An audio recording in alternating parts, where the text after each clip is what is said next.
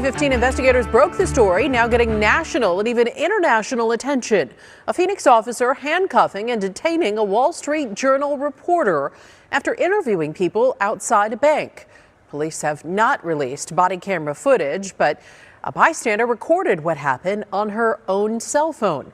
And tonight, ABC 15 Chief Investigator Dave Biskobing's got an exclusive interview with that woman, and her story raises even deeper questions, both with what police did that day and what they're claiming now.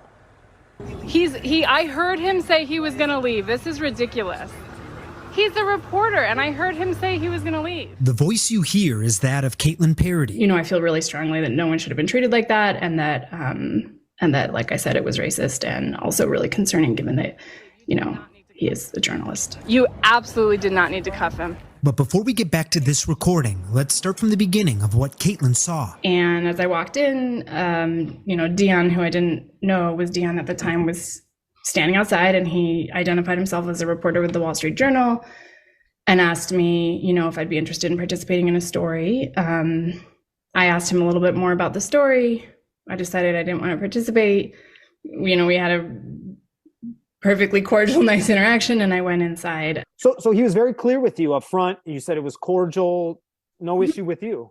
No, and I went inside, and when I got inside, I was like filling out my deposit form before I walked up to the teller, and I saw a police officer talking to the bank manager. This is ridiculous. This is the most obscene thing I think I've ever seen. That's why she started to get a bad feeling, one she said was confirmed when she got back outside. What made you think like, hey, you know what? I'd better, go stand over there and capture this video? It was just so egregious to me that they were handcuffing a reporter, and that it happened at the speed at which it happened. Caitlin and Dion both believe it's likely that her recording kept him from being arrested. And in Officer Caleb Zimmerman's incident report, he wrote that Dion committed trespassing, that there was probable cause to arrest him. The officer also claimed bank employees told Dion to leave, something the reporter says is not true. My husband's a journalist. He's also white, as am I. And in that moment, I just knew that he wouldn't be in handcuffs if things had gone the same way. Her husband does not work for ABC 15 or the Wall Street Journal. Now, Caitlin's recording also raises additional concerns,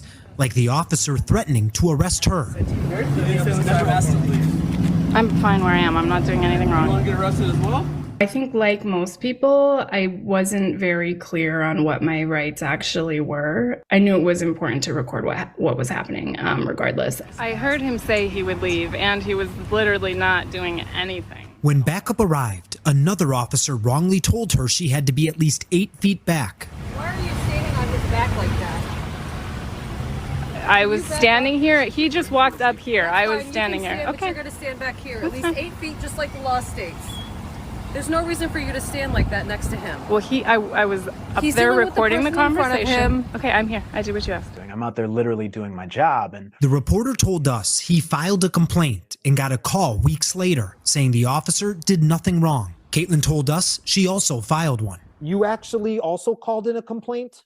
Yes, I called the Standards Bureau, but they called me back and told me that the investigation was closed, that they had found no wrongdoing, and that the officer had probable cause. Now that contradicts statements from Phoenix. They claim it's under internal investigation and has been since November 28th. The problem, both the reporter and Caitlin say, they got calls telling them it was closed and nothing was wrong weeks after that. We asked Phoenix to explain the discrepancy, and this is what they just emailed us. Quote, "The administrative process began on November 28th. The investigation remains open and was never closed." I think there's a track record with the police department that this unfortunately falls in line with, a part of a pattern of really, really poor, really aggressive, and really racist policing. I'm investigator Dave Biskobing, ABC 15, Arizona. Find all of Dave's reporting